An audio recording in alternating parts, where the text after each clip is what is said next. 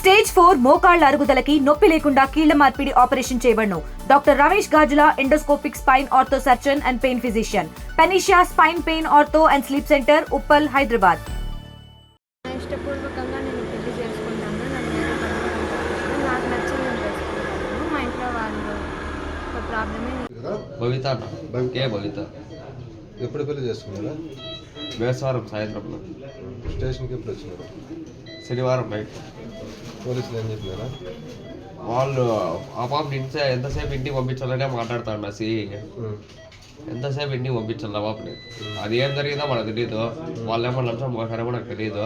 ఎంతసేపు ఇంటికి పంపించాలనే మాట మాట్లాడతాడు సిఈ.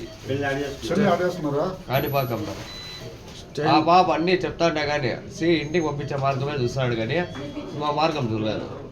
నాకు అన్యాయం జరిగింది. స్టేషన్ కాడ అమ్మాయి అని చెప్పింది సిఐకి, నీతో నేనంటే ఇప్పుడు అన్ని కరెక్ట్ గా నా సైడే మాట్లాడింది. నన్ను బయటకు పంపించేసి ఏం మాట్లాడదు లేదు. ఇంటికి పో సంవత్సరం ఇంటికి పోనే మాటే మాట్లాడతాడు సిఐ. ఒప్పుకుంది అమ్మాయి ఇంటికి పోయేదానికి. వాళ్ళు ఏం చేయాలి తెలియదురా, మా ఒప్పించేశారు. ఆ అమ్మాయి 3 ఏళ్ళుగా లవ్ చేసుకుంటాను. ఎంత బతిమాలు ఇచ్చినా చేసినా కూడా వాళ్ళ ప్రకారం వాళ్ళు చేసినారు. వాళ్ళ నాయనకు తెలియపరిచినాము, వాళ్ళ అమ్మకో తెలుసు. ఆ పాప వాళ్ళ అమ్మకు నీకే ఇచ్చి పెళ్లి చేస్తాంలేని ఈయనకి మాటలు చెప్పి నేర్పించినారు. ఆ తర్వాత కూడా లాస్ట్కు మన బేసవారం రోజు మా ముందు 10-20 రోజుల కింద వాడికి సైజ్ చేసింటే వాళ్ళ నాయన పిల్లంపై మాట్లాడితే నేను ఇవ్వనన్నాడు.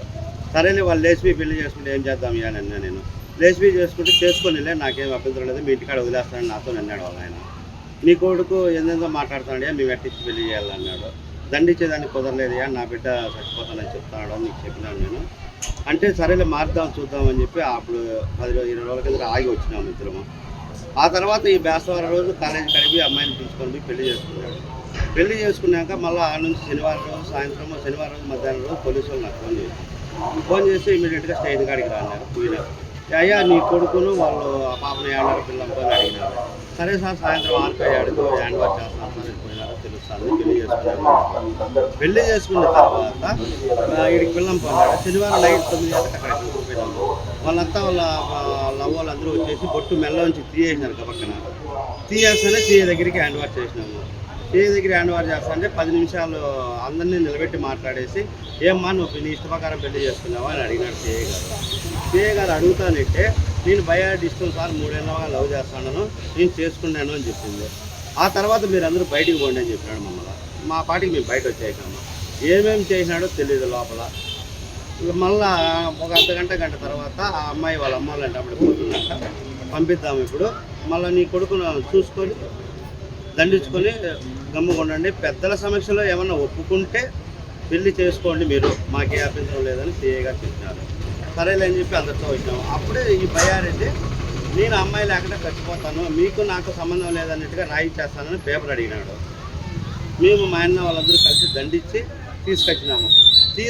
ఇంటికి తీసుకొచ్చిన కంటే నేను చచ్చిపోతానని చెప్పేసి మమ్మల్ని బెదిరించుకుంటా నాకు ఆ అమ్మాయిని ఇస్తారా, పెళ్లి చేస్తారా, నా పెళ్ళాం నాకు కావాలా అనే మాట మీద ఉన్నాడు. చచ్చిపోమంటావా చచ్చిపోతా, లేదా మీ ఇష్టం తీసుకొచ్చి. అమ్మాయి స్టేషన్ కాడ నుంచి పోయేటప్పుడు సిఏ చెప్పినాడు కదా వాళ్ళ అమ్మలతో పోతానండి. అమ్మాయి చెప్పిందా సిఏ చెప్పినాడా? ఆ అమ్మాయిని అడిగినప్పుడు వాళ్ళ అమ్మలతో పోతుందని చెప్పినాడు సిఏ. ఆ అమ్మాయి చెప్పిందా? మళ్ళీ అడిగినాడు మా ముందర, మీ అమ్మలతో పోతావా ఎట్లా అని. ఏమనింది? అప్పుడు మా అమ్మల దగ్గర పోతాను నేను అనింది. వాళ్ళ అమ్మ వాళ్ళ ఆయన ఇంట్లో పెట్టి టార్చర్ పెట్టి కొడతానని ప్రతి ఒక్క విషయం ఈయనకి తెలుస్తుంది. నుంచి ఆ టార్చర్ భరించలేక ఆడ ఆయమ్మని టార్చర్ పెడతాను, ఈడ నా పరిస్థితి ఉందని ఈ పని చేస్తాడు. మేము వాళ్ళ దగ్గరికి పోలేక అడగలేక ఉన్నాము. మా కొడుకును మాకు అట్లా దయచేసి బతికించే మార్గాలు ఏమన్నా ఉంటే చేయండి. అంటే ఫోన్ కాంటాక్ట్ అట్లా తెలుస్తుందా? ఎట్లా తెలుస్తుంది? ఎట్లా తెలుస్తుంది వానికి, ఎవరు చేస్తాడో తెలియదు. ప్రతి ఒక్క విషయమో తెలుస్తుంది వానికి. తెలుగులో న్యూస్ కి ఫాస్టెస్ట్ యాప్ ఇప్పుడు టోటలీ న్యూ అవతార్లో జస్ట్ 5 సెకండ్స్ లో కంప్లీట్ న్యూస్. సోషల్ మీడియాలో ట్రెండ్స్ కి one stop solution. Live TV app voice search option తో ఇప్పుడే డౌన్లోడ్ చేయండి లేదా అప్డేట్ అయిపోండి. యాప్ లింక్ డిస్క్రిప్షన్ లో ఉంది.